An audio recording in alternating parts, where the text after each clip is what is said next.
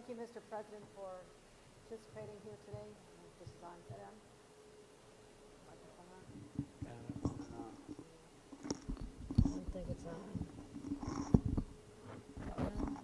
Lean it toward your desk. Just as far as this one goes. All right. That's on. Is that on? Yep. There you go. Can you hear me now? All right. All right. Mr. President, life is all about showing up. On a day when you had to deal with an international incident where the rest of the country was riveted on the news that was coming out of the White House, you still found the time to show up. And to me, that is a commitment that we'll not take for granted. It's more than just words. It's a sign of your desire to really be a partner with all of us, as I am with the Mayor of New York and with our district attorneys and the New York State Police and the NYPD, who I said today, it is so refreshing not to see you sitting there with tears in our eyes in St. Patrick's Cathedral, as we have been doing far too often. So, Commissioner, I want to thank you for leading an incredible team. I'm proud of my team at the state level. We also have other state partners. We have our great Attorney General. Letitia James is here. Mr. Attorney General, thank you. We think you're doing a great job for the country. We've got the all-star right here in our own state as well as all the elected officials who I had the privilege of serving with in Congress a decade ago. This is the team that has to be activated because we cannot wait a single day longer. Because the challenge that lies before us, it's not unique to New York State, it is not unique to this city, it is an American crisis. But what we're doing here in the state of New York and in the city of New York can be used as a model for other parts of our country to show them what real collaboration looks like. I've been in this business a long time, and I've seen that people get into silos.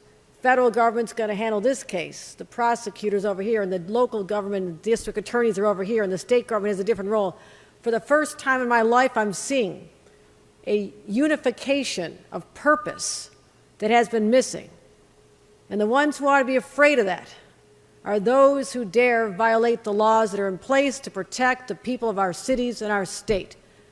But also, there are people who are hurting in this community. We saw an incredible increase in violence immediately following the pandemic. It appears to me the human condition was very frail. We have people who've succumbed to suicide, substance abuse, domestic violence, and even, yes, acquiring a gun on the streets for $1,200 and using it against one of their fellow men or women. We have to figure out the root causes here. And that is why in my budget, I not only tripled the amount of money to support our law enforcement activities and community policing, but tripled the amount of money being spent on the exact kind of programs we're all talking about here, is figuring out what is happening when young people are faced with that decision that's going to affect them for the rest of their lives. Do I stay on the straight and narrow, or do I succumb to the streets? Where am I going to find my family? We need to provide that family and let them know that there are jobs and opportunities and adults who care about them, and the violence disruptors, and I've seen them in action so many times. Many of them are former gang members. They're the ones who can speak to them in a way that no one else can. So we're continuing to support that. And Mr. President, I want to thank you for the American Recovery Plan dollars.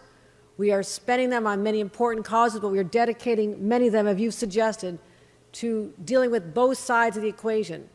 The very human side, where we need to be dealing with the resources and support for these people, but also those who cross the line, deal with that and make sure our law enforcement have the resources. With respect to ghost guns, I signed a law just a few months ago that banned them in the state of New York. And as a series of reforms, we also banned the component parts. And we named it after an individual whose name I'm going to say right now, and that is Scott J. Beagle. He is the brave teacher in that school in Parkland where our children were slaughtered. His family is from Long Island. We named it after him, and his mother was there and gave me this hug and said, "We'll never forget Scott Wilby." And I said, never, never, ever.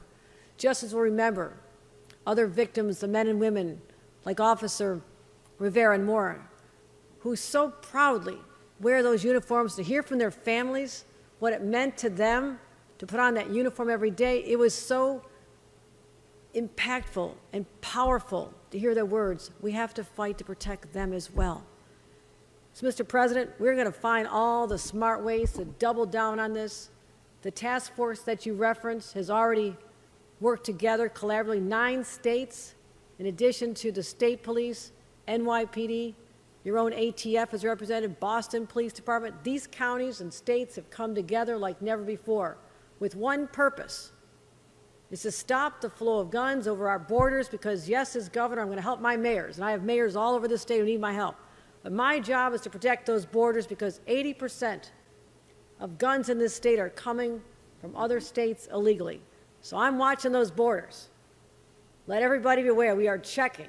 We're out there, we're checking the people who are putting guns in their trunks in gun shows in Pennsylvania, heading north and ending up in Manhattan, Brooklyn, the Bronx, Queens, Staten Island. It's going to stop right now.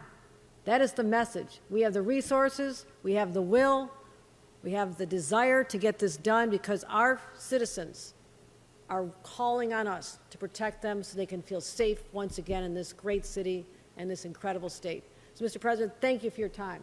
You being here today sends a powerful message, and we do not forget that you never forgot us at a time when we needed your support the most. And with that, I'd like to introduce an incredible partner that we have representing us, the entire state in Washington, D.C., and that is our Senator Kirsten Gillibrand. Thank you, Governor.